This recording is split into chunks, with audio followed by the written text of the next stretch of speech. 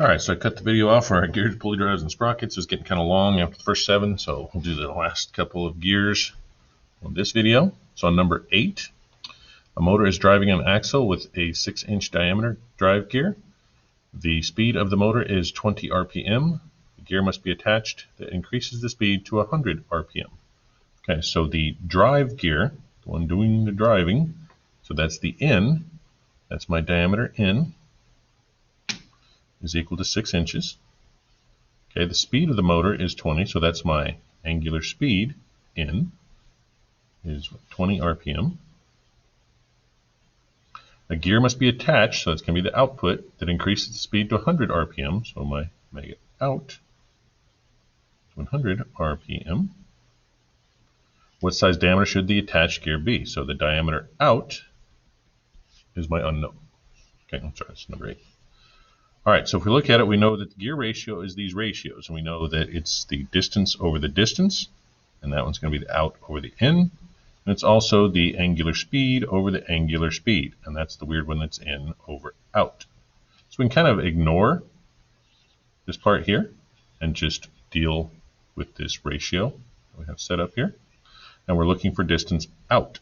So we're just going to multiply the distance in over here and say that the distance out is equal to the angular speed in times the diameter in, sorry I said distance I think earlier, over the angular speed out.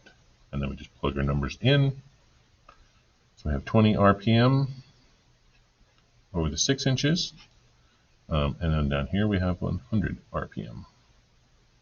RPM goes away, and we have 20 times 6, 120 over 100, or 1.2 inches would be the diameter of the output gear. Alright, moving on to number 9.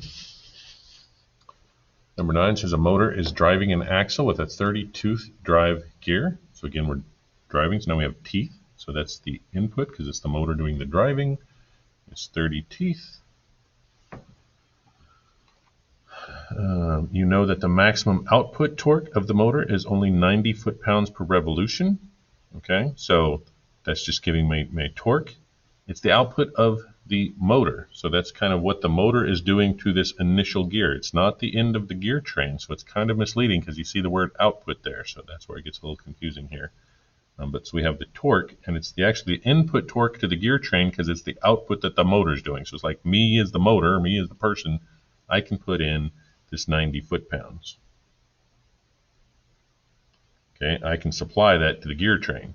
The gear must be attached that will increase the torque force. So my torque coming out of the gear train, I can put 90 in, or my motor that I started with, put in 90, and then I'm going to end up with 300 foot-pounds is what I want to get in order to lift some heavier object. And so again, we want to know how many teeth come out. So it's basically just like number 8. We're going to set up this gear ratio.